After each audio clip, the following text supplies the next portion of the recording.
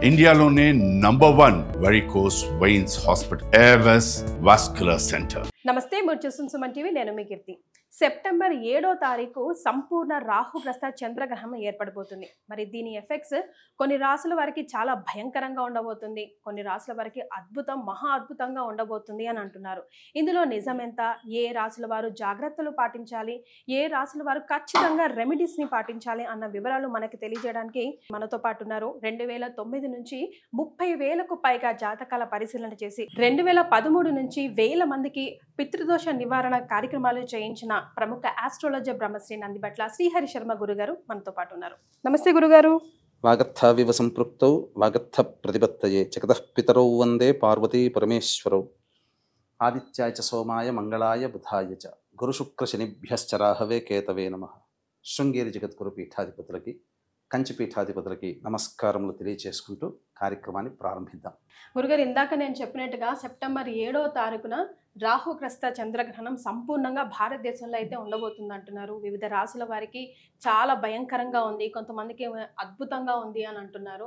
చాలా చాలా భయభ్రాంతులకి గురవుతున్నారు. సో దాన్ని మీరు కరెక్ట్గా మా అందరికీ దారి చూపిస్తారని ఒక నమ్మకం గురుగారు. తప్పకుండానమ్మా. అంటే చాలా ప్రసార మాధ్యమాలలో కొన్ని రాశులలో జన్మించినటువంటి వాళ్ళకి అద్భుతంగా రాజయోగాలు, కొన్ని రాశులలో జన్మించినటువంటి వాళ్ళకి మధ్యమ ఫలితాలు, కొన్ని రాశులలో జన్మించినటువంటి వాళ్ళకి పూర్తిగా అధమ ఫలితాలు అని చెప్పి కొంతమందికి సంతోషాన్ని, కొంతమందికి బాధని కలిగించే విధంగా అనేక కార్యక్రమాలు మనం ఈ మధ్య చూస్తున్నాం. వాస్తవానికి ఆ చెప్పినటువంటి రాశుల్లో అందరికీ రాజయోగాలు పడుతున్నాయా? ప్రారబ్ధ కర్మ కూడా. అంటే దీన్ని ఎలా మనం గుర్తించాలి? ఈ ప్రారబ్ధ కర్మ అనేటువంటిది ఒక వ్యక్తి యొక్క జన్మ జాతకాన్ని అనుసరించి ఆ వ్యక్తి జన్మించిన లగ్నాన్ని బేస్ చేసుకొని ఆ ప్రారబ్ధ కర్మ ఎంతవరకు ఉంది. ఈ గ్రహణ ప్రభావము కుంభరాశిలో 7వ తారీఖు సెప్టెంబర్ 2025 సంవత్సరం రాత్రి 9:57 ప్రారంభమయ్యేటువంటి సంపూర్ణ చంద్రగ్రహణం మధ్యరాత్రి 1:27 పూర్తవుతుంది. మధ్య మోక్షకాలం 11:52 నుంచి దాదాపు 8 నిమిషాల పాటు ఆ యొక్క సంపూర్ణముగా అదృశ్యమైపోతుంది చంద్రుడు. ఈ విధమైనటువంటి గ్రహణ ప్రభావము పాత గణిత పంచాంగాల ప్రకారం శతభిష మరియు పూర్వభాద్ర నక్షత్రంలో జన్మించినటువంటి వాళ్ళకి, దృగ్గణిత ప్రకారము కేవలం పూర్వభాద్ర నక్షత్రంలో జన్మించినటువంటి వాళ్ళకి ఈ యొక్క సంబంధించినటువంటిది ఏర్పడబోతుంది ఆ నక్షత్రంలో అని చెప్పి. కాబట్టి మనం 2 సిద్ధాంతాలు కనుక మనం ఆమోదింప చేసుకుంటే, ఇక్కడ శతభిష నక్షత్రానికి ముందున్నటువంటిది ధనిష్ట, శతభిషం తర్వాత పూర్వభాద్ర, పూర్వభాద్ర కూడా నక్షత్రం ఉంది కాబట్టి పూర్వభాద్ర తర్వాత అయినటువంటి ఉత్తరాభాద్ర, శతభిషంతో సమానమైనటువంటి అనుజన్మ తారలు స్వాతి మరియు ఆరుద్ర, అలాగే శతభిష పూర్వభాద్రంతో అనుజన్మంగా ఉన్నటువంటి విశాఖ, పునర్వసు, మొత్తం కలిపితే 8 నక్షత్రాల్లో జన్మించినటువంటి వాళ్ళు ఈ యొక్క గ్రహణాన్ని చూడకూడదు. అలాగే ఈ సంబంధించినటువంటిది ధనిష్ట, శతభిషం, పూర్వభాద్ర, ఉత్తరభాద్ర, స్వాతి, ఆరుద్ర, పునర్వసు, విశాఖ, ఈ 8 నక్షత్రాల్లో జన్మించిన వాళ్ళు ఈ యొక్క గ్రహణ ప్రభావాన్ని అనగా గ్రహణాన్ని చూడకూడదు. గ్రహణ ప్రభావం ఈ 8 నక్షత్రాల్లో జన్మించిన వాళ్ళకి ఎక్కువగా ఉంటుంది. అయితే ఇక్కడే చాలామంది అనేక ప్రసార మాధ్యమాలలో ఈ రాశుల్లో కొన్ని రాశుల్లో జన్మిస్తే అద్భుతం, కొన్ని రాశుల్లో జన్మిస్తే మధ్యమం, కొన్ని రాశుల్లో జన్మిస్తే ఇక వాళ్ళ జీవితం వ్యర్థం, ఇక మృత్యుగండాలు ఇంకా చెప్పలా అనేటువంటి విధంగా భయపెట్టేస్తున్నారు. అవేమీ కావండి. ఎవరికి అంటే ఈ చెప్పినటువంటి అనగా సోకాళ్ళు ఎగ్జాంపుల్ చెప్తాను. మేషరాశిలో అద్భుతం అని చెప్తున్నారు, కానీ రాసి పెట్టుకోండి, మేషరాశిలో జన్మించిన వాళ్ళకి కూడా కష్టాలు తప్పవు. ఎందుకండి? ఎలా చెప్పగలుగుతున్నారు? అందరూ మేషరాశి అద్భుతం అంటున్నారు, మీరొక్కరే ఎందుకు మేషరాశి జన్మించిన కొంతమందికి ఇబ్బందులు వస్తాయి అంటే వాళ్ళ జన్మించిన లగ్నం వేరు కదమ్మా. కాబట్టి ఈ వివరాలు అనేటువంటివి కూడా మనం కూలంకషంగా మన కార్యక్రమంలో ఎటువంటి పరిహారాలు చేసుకోవాలి అనేటువంటి విషయాల గురించి, ఏ ఏ రాశుల్లో జన్మించినటువంటి వాళ్ళకి, ఏ ఏ లగ్నాలు రాశుల్లో జన్మించిన వాళ్ళకి అద్భుతంగా ఉండబోతుంది, ఏ లగ్నాలు ఏ రాశుల్లో జన్మించిన వాళ్ళకి మధ్యమం, ఏ లగ్నాలు ఏ రాశుల్లో జన్మించినటువంటి వాళ్ళకి మధ్యం అనేది విడమరిచి మీకు తెలియచేయడం జరుగుతుంది. ఈ కార్యక్రమాన్ని ఆశాంతం వీక్షించండి, అద్భుతమైనటువంటి మీకు విషయాలు మీకు తెలియచేయడం జరుగుతుంది. గురుగారు, మరి కర్కాటక, సింహ, కన్య రాశుల వారికి ఈ గ్రహణం ఎఫెక్ట్ ఎలా ఉంటుందో వివరిస్తారా? కర్కాటక, సింహ, కన్య ఈ రాశుల్లో జన్మించినటువంటి వాళ్ళకి ప్రధానంగా గ్రహణం తరువాత దీపావళి వరకు మ్యాక్సిమం కార్తీక మాసం అంతవరకు కూడా ఏ విధంగా ఉండబోతుందనే విషయం తెలుసుకుందాం. మనం చూసుకున్నట్లయితే కర్కాటక రాశికి అష్టమ స్థానములో ఈ యొక్క గ్రహణం ఏర్పడబోతుంది. కాబట్టి సాధారణంగా గ్రహణ ప్రభావం అనగా శని కూడా అష్టమ స్థానంలోకి జారుతున్నాడు. అంటే ఏంటి, ఇక్కడ వక్రీకరించినట్టు కారణం చేత ఈ ప్రభావం కూడా ఉంటుంది. ఈ కారణం చేత కర్కాటక రాశి వారికి చాలా మటుకు ఇబ్బందికర పరిస్థితులు అనేటువంటివి కలుగుతాయి.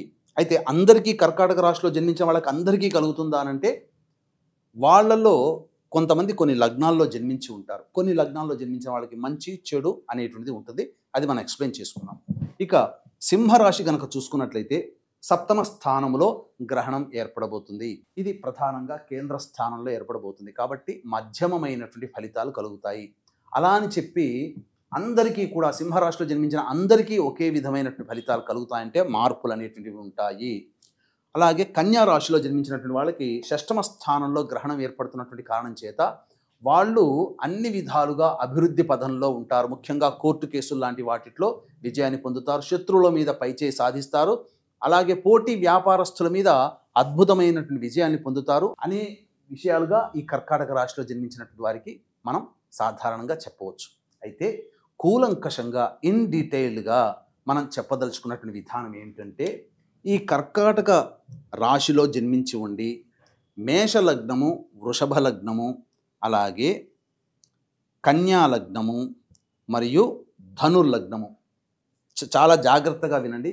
మేష, వృషభ, కన్యా, ధనుస్సు ఈ లగ్నంలో జన్మించి ఉండి కర్కాటక రాశిలో గనక జన్మించి ఉంటే ఇప్పుడు మీరు అనేక ప్రసార మాధ్యమాల్లో చెప్పబడుతున్నటువంటి చెడు అనేటువంటిది 75% తగ్గిపోతుంది.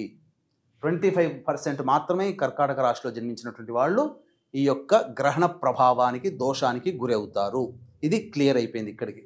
ఇక మిగిలినటువంటి మిథున, సింహ, తుల, మకర లగ్నంలో గనక జన్మించి ఉంటే ఏం జరుగుతుంది? కర్కాటక రాశిలో జన్మించి ఉండి ఈ చెప్పిన లగ్నాలు మిథున, సింహ, తుల, మకర లగ్నంలో జన్మించి ఉంటే 50% దోషము ఉంటుంది. 50% దోషము తొలగిపోతుంది. ఎందుకు? ఆ లగ్నాల్లో జన్మించారు కాబట్టి ఆ లగ్నాల్ని బేస్ చేసుకొని గ్రహణం ఏర్పడేటువంటిది 50% దోషము తగ్గిస్తుంది. కానీ కర్కాటక రాశిలో జన్మించి ఉండి కర్కాటక లగ్నము, అలాగే వృశ్చిక లగ్నము, కుంభ లగ్నము, మీన లగ్నంలో గనక జన్మించి ఉంటే ఈ కర్కాటక రాశి వాళ్ళకి అధమమైనటువంటి ఫలితాలు, ఎక్కువగా ఇబ్బందికర పరిస్థితులు అనేటువంటివి ఈ యొక్క కర్కాటక రాశి చెప్పినటువంటి ఈ వృశ్చిక, కర్కాటక, కుంభ, మీన లగ్నంలో కనుక జన్మించి ఉండి కర్కాటక రాశిలో కనుక జన్మించి ఉంటే వాళ్ళకి ఈ ఇబ్బందులు తప్పవు. అనగా ప్రసార మాధ్యమంలో చాలా భయపెడుతున్నారు కదా, చాలా మటుకు జరిగేటువంటి అవకాశాలు ఉంటాయి. అలాగే ఇక సింహరాశికి సంబంధించి చూసుకున్నట్లయితే సింహరాశికి మధ్యమమైనటువంటి ఫలితాలు అనేటువంటివి కలుగుతాయి. కానీ ఈ సింహరాశిలో జన్మించి ఉండి మేషలగ్నము, వృషభ లగ్నము, అలాగే కన్యా లగ్నము, ధనుర్లగ్నం గనక జన్మించి ఉండి సింహరాశిలో గనక జన్మించి ఉంటే బాగా జాగ్రత్తగా వినండి. లగ్నాలు చెప్తున్నాను, రాశులు చెప్తున్నాను, మీ యొక్క హారోస్కోప్లో తెలుస్తుంది. ఆ విధంగా గనక ఉంటే మీకు సింహరాశిలో చెప్పినటువంటి 50% దోషము, 50% మంచి మధ్యస్థంగా అన్నారు కదా, సంపూర్ణముగా మీకు యోగాన్ని కలగచేస్తాయి. అందులో ఏమాత్రం సందేహం లేదు.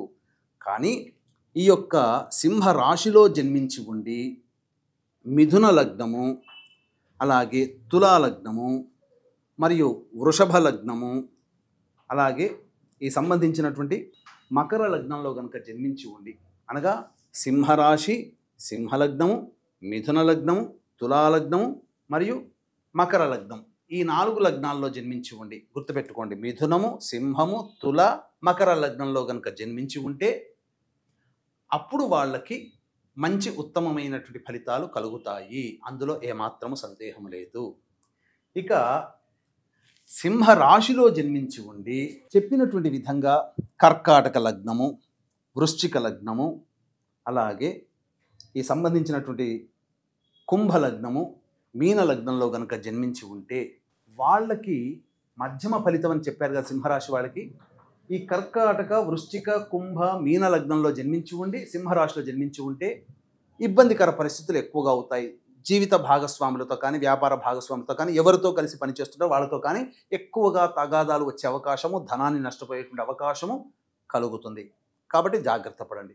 ఈ కన్యా రాశిలో జన్మించి ఉండి మేష లగ్నము, వృషభ లగ్నము, అలాగే ధనుర్లగ్నము, కన్యాలగ్నం, కన్యాలగ్నము, ధనుర్లగ్నము, మేషలగ్నము, వృషభ లగ్నంలో జన్మించి ఉండి కన్యా రాశి గనక అయితే అద్భుతమైనటువంటి వాళ్ళ జీవితంలో యోగం అనేటువంటిది ఈ గ్రహణం తర్వాత ఆరంభమవుతుంది. తీసుకునే ప్రతి నిర్ణయం గొప్పగా ఉంటుంది.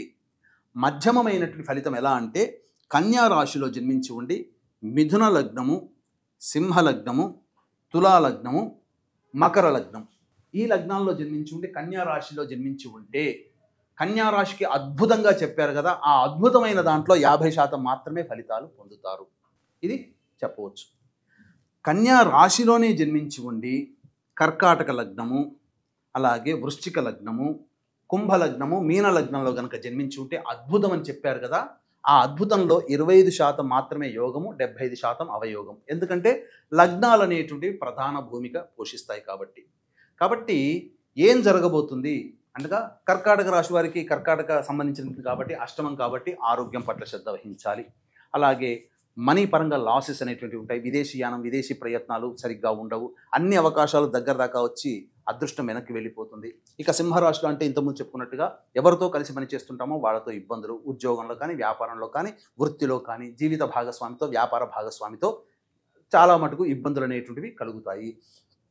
ఇక కన్యా రాశిలో చెప్పినటువంటి విధంగా చెప్పిన కొన్ని లగ్నాల్లో జన్మించిన వాళ్ళకి అద్భుతం, కొన్ని లగ్నాల్లో జన్మించిన వాళ్ళకి మధ్యమం, కొన్ని లగ్నాలలో జన్మించినటువంటి వాళ్ళకి అధమాతి అధమ ఫలితం. కాబట్టి చెప్పుకున్నటువంటి విధంగా ఈ యొక్క రాశిలో కన్యా రాశిలో జన్మించినటువంటి వాళ్ళకి కొంత శుభ ఫలితాలు, అశుభ ఫలితాలు అనేటివి కలుగుతాయని చెప్పవచ్చు. గురుగారు, మరి ఇంత ఇబ్బందుల్లోంచి వారు బయటపడాలంటే ముఖ్యంగా ఈ 3 రాశుల వారు కూడా ఎలాంటి పరిహారాలు చేసుకుంటే బాగుంటుందంటారు? ప్రధానంగా ఈ యొక్క 3 రాశుల్లో జన్మించినటువంటి వాళ్ళకి ఏ లగ్నంలో జన్మిస్తే వాళ్ళకి యోగాలు, ఏ లగ్నంలో జన్మిస్తే అవయోగాలు, ఏ లగ్నంలో జన్మిస్తే అధమాతి అధమ ఫలితాలు కలుగుతాయి అని మనం ఇంతకుముందు తెలియజేసుకున్నాం. కాబట్టి ప్రధానంగా ఏ సమస్యకైనా పరిష్కార మార్గాలు 2 రకాలు ఉంటాయి. ఆరోగ్యానికైనా, మనం జీవితంలో ఎదుర్కొనే సమస్యలకైనా.